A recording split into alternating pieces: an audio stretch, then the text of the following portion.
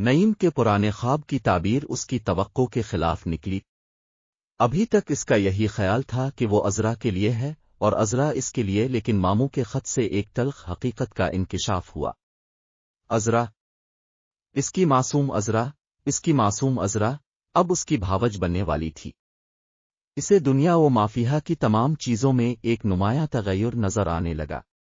دل میں رہ رہ کر درد کی ایک ٹیس اٹھتی تھی، لیکن جہاں تک ہو سکا اس نے ضبط سے کام لیا اور کسی پر اپنے دل کی بات ظاہر نہ ہونے دی۔ عذرا کی حالت بھی اس سے مختلف نہ تھی۔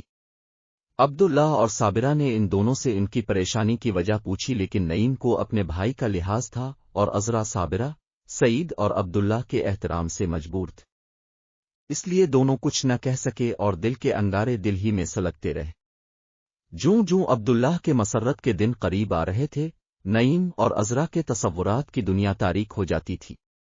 نعیم کی سکون نہ آشنا طبیعت کو گھر کی چار دیواری ایک قفس نظر آنے لگی۔ وہ ہر شام گھوڑے پر سوار ہو کر بہت دور چلا جاتا اور آدھی رات تک صحرا میں ادھر ادھر گھومتا رہتا۔ عبداللہ کی شادی میں ایک ہفتہ باقی تھا۔ نعیم ایک شب بستی سے باہر اپنے گھوڑے پر سیر کر رہا تھا۔ خوشگوار ہوا چل رہی تھی۔ آسمان پر ستارے جھلملا رہے تھے۔ چاند کی دلفریب روشنی میں صحرا کی ریت پر چھوٹی چھوٹی لہریں چمک رہی تھیں۔ بستی میں عبداللہ کی شادی کی خوشی میں نوجوان لڑکیاں دف بجا بجا کر گا رہی تھی۔ نعیم گھوڑا تھامے کچھ دیر رات سنتا رہا۔ اسے اپنے سوا تمام کائنات مسرور نظر آ رہی تھی۔ وہ گھوڑے سے اترا اور ٹھنڈی ریت پر لیٹ گیا۔ چاند ستارے ٹھنڈی ٹھنڈی خوشگوار ہوا اور سامنے بستی کے نخلستانوں کے دلفریب مناظر نے اسے اپنی معصوم دنیا کے کھوئے ہوئے سکون کے متعلق مضطرب کر دیا۔ اس نے اپنے دل میں کہا، میرے سوا کائنات کا ہر ذرہ مسرور ہے۔ میری سرد آہیں ان وسعتوں کے سامنے کیا حقیقت رکھتی ہیں۔ اف، بھائی اور والدہ کی خوشی، ماموں کی خوشی اور شاید عذرا کی بھی مجھے رنجیدہ اور مغموم بنا رہی ہے۔ میں بہت خود غرض ہوں، لیکن میں خود غرض بھی تو نہیں۔ میں تو بھائی کے لیے اپنی خوشی قربان کر چکا ہوں، لیکن یہ بھی جھوٹ ہے۔ میرے دل میں تو بھائی کے لیے اتنا اثار بھی نہیں ہے کہ اس کی خوشی میں شریک ہو کر اپنا غم بھول جاؤں۔ میرا رات دن باہر رہنا، کسی سے بات نہ کرنا اور سرد آہیں بھرنا ان پر کیا ظاہر کرتا ہوگا۔ میں آئندہ ایسا نہیں کروں گا۔ وہ کبھی میرا چہرہ مغموم نہیں دیکھیں گے، لیکن یہ میرے بس کی بات نہیں۔ میں دل کی خواہشات پر قابو پا سکتا ہوں، احساسات پر نہیں۔ بہتر ہے کہ میں چند دن کے لیے باہر چلا جاؤں۔ ہاں، مجھے ضرور جانا چاہیے، ابھی کیوں نہ چلا جاؤں، مگر نہیں، اس طرح نہیں۔ صبح والدہ سے اجازت لے کر اس ارادے نے نعیم کے دل میں کسی حد تک تسکین پیدا کر دی۔ اگلے دن صبح کی نماز سے فارغ ہو کر والدہ سے چند دنوں کے لیے بصرہ جانے کی اجازت مانگی۔ صابرہ اس درخواست پر حیران ہوئی۔ اس نے کہا، بیٹا، تمہارے بھائی کی شادی ہے، تم وہاں کیا لینے جاؤ گے؟ امی، میں شادی سے ایک دن پہلے آ جاؤں گا۔ نہیں بیٹا، شادی تک تمہارا گھر پر ٹھہرنا ضروری ہے۔ امی، مجھے اجازت دیجیے، صابرہ نے ذرا غصے میں آ کر کہا۔ نعیم، میرا خیال تھا کہ تم صحیح معنوں میں ایک مجاہد کے بیٹے ہو، لیکن میرا یہ اندازہ غلط نکلا۔ تمہیں اپنے بھائی کی خوشی میں شریک ہونا گوارا نہیں۔ نعیم، تم عبداللہ سے حسد۔ امی، آپ کیا کہہ رہی ہیں؟ مجھے بھائی سے حسد کیوں ہونے لگا؟ میں تو چاہتا ہوں کہ اپنی زندگی کی تمام راحتیں اس کی نظر کر دوں۔ بیٹا، خدا کرے میرا یہ خیال غلط ہو، لیکن تمہارا اس طرح خاموش رہنا، بلا وجہ صحرا نوردی کرنا اور کیا ظاہر کرتا ہے؟ امی، میں معافی چاہتا ہوں۔ صابرہ نے آگے بڑھ کر نعیم کو گلے لگا لیا اور کہا، بیٹا، مجاہدوں کے سینے فراخ ہوا کرتے ہیں۔ شام کے وقت نعیم سیر کے لیے نہ گیا۔ رات کا کھانا کھانے کے بعد وہ بستر پر لیٹے لیٹے بہت دیر تک سوچتا رہا۔ اس کے دل میں خدشہ پیدا ہوا کہ اپنے طرز عمل سے جو کچھ والدہ ظاہر کر چکا ہوں، شاید عبداللہ پر بھی ظاہر ہو جائے۔ اس خیال نے اس کے گھر سے نکلنے کے ارادے کو اور بھی مضبوط کر دیا۔ آدھی رات کے وقت وہ بستر سے اٹھا، کپڑے بدلے اور پھر استبل میں جا کر گھوڑے پر زین ڈالی۔ گھوڑا لے کر باہر نکلنے کو تھا کہ دل میں کچھ خیال آیا اور گھوڑے کو وہیں چھوڑ کر صحن میں عذرا کے بستر کے قریب جا کھڑا ہوا۔ अज़रा भी चंद दिनों से नईम की तरह रात भर जागने के आदी हो चुकी थी। वो बिस्तर पर लेटे लेटे नईम की तमाम हरकत देख रही थी। जब नईम करीब आया तो इसका दिल धड़कने लगा। उसने ये जाहिर करने के लिए कि वो सो रही है अपनी आंखें बंद कर ले। नईम देर तक खड़ा रहा। चांद की रोशनी अज़रा के चेहरे पर पड़ रही थी और ऐसा मालूम होता था कि आसमान का चांद जमीन के चांद को घोर रहा है। नईम की निगाहें अज़रा के चेहरे पर इस तरह जज्ब हो चुकी थीं कि इसे थोड़ी देर के लिए गिरदो पेश का ख्याल ना रहा। उसने एक लंबा सांस लेते हुए परसोज अल्फाज में कहा, अज़रा तुम्हें शादी मुबारक हो। नईम का ये जुमला सुनकर अज़रा के जिस्म पर कपकपी तारी हो गई। इसे महसूस हुआ कि कोई इसे गले में डालकर ऊपर से मिट्टी का अंबार फेंक रहा है। उसका दम घुटने लगा। वो चीखना चाहती थी मगर किसी गैर मरी हाथ ने जबरदस्ती इसका मुंह बंद कर रखा था। वो चाहती थी कि उठकर नईम के पांव पर अपना सर रख दे और पूछे कि इसका कसूर किया है, उसने क्यों कहा। लेकिन धड़कते हुए दिल की आवाज दिल ही में दबी रही और उसने आंखें खोलकर नईम की तरफ देखने की भी जुर्रत न की। नईम घोड़ा लेने की गरज से दोबारा अस्तबल की तरफ चला गया। अज़रा बिस्तर से उठी और मकान से बाहर निकलकर दीवार के साया में खड़ी हो गई। नईम घोड़ा लेकर बाहर निकला। अज़रा आगे बढ़ी और नईम का रास्ता रोक कर खड़ी हो गई। नईम, आप कहाँ जा रहे हैं? अज़रा, तुम जाग उठी? मैं सुई कब थी? देखो नईम। अज़रा इससे आगे कुछ न कह सकी और अपना फिक्रा खत्म किए बगैर आगे बढ़ी और नईम के हाथ से इसके घोड़े की बाग पकड़ ली। अज़रा, मुझे रोकने की कोशिश न करो, मुझे जाने दो। कहाँ जाओगे नईम? अज़रा मुद्दत के बाद उसे नाम से बिला रही थी। अज़रा, चंद दिन के लिए बसरा जा रहा हूँ। लेकिन इस वक्त क्यों? अज़रा, तुम ये पूछती हो कि मैं इस वक्त क्यों जा रहा हूँ? तुम्हें मालूम नहीं? अज़रा को मालूम था। उसका दिल धड़क रहा था, होंठ कांप रहे थे। उसने नईम के घोड़े की बाग छोड़कर अश्क आलूद आंखों को दोनों हाथों से छुपा लिया। नईम ने कहा, अज़रा, शायद तुम्हें मालूम न हो कि मेरे दिल में आंसुओं की क्या कीमत है, लेकिन मेरा यहां रहना मुनासिब नहीं।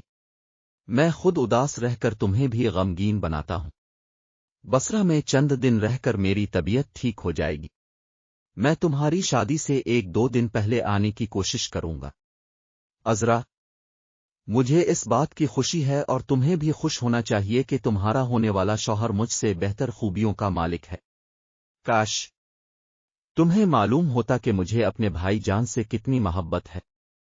अज़रा, इन आंसुओं को उन पर जाहिर न होने देना। अब वाकई जा रहे हैं? अज़रा ने पूछा। मैं नहीं चाहता कि मेरे ज़ब्त का हर रोज इम्तिहान होता रहे। अज़रा, मेरी तरफ इस तरह न देखो। जाओ। अज़रा बगैर कुछ कहे वापस चली आई। चंद कदम चलकर एक बार नईम की तरफ मोड़कर देखा। वो अभी तक एक पांव रिकाब में डालकर अज़रा की तरफ देख रहा था। अज़रा ने मुंह फेर लिया और तेजी से कदम उठाती हुई अपने बिस्तर पर मुंह के बिल जा गिरी और सिसकियां लेने लगी।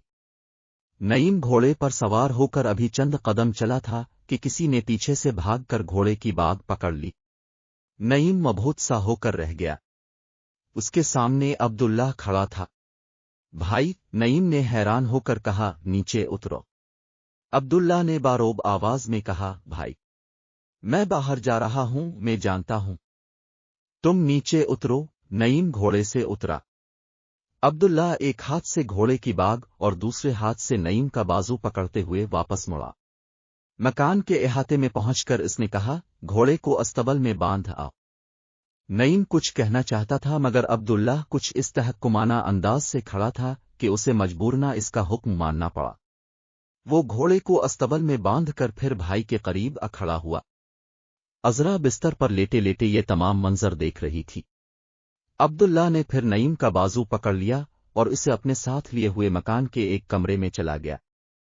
अज़रा कांपती हुई अपनी जगह से उठी और चुपके चुपके कदम उठाती हुई इस कमरे तक गई और दरवाजे की आड़ में खड़ी होकर अब्दुल्लाह और नईम की बातें सुनने लगी।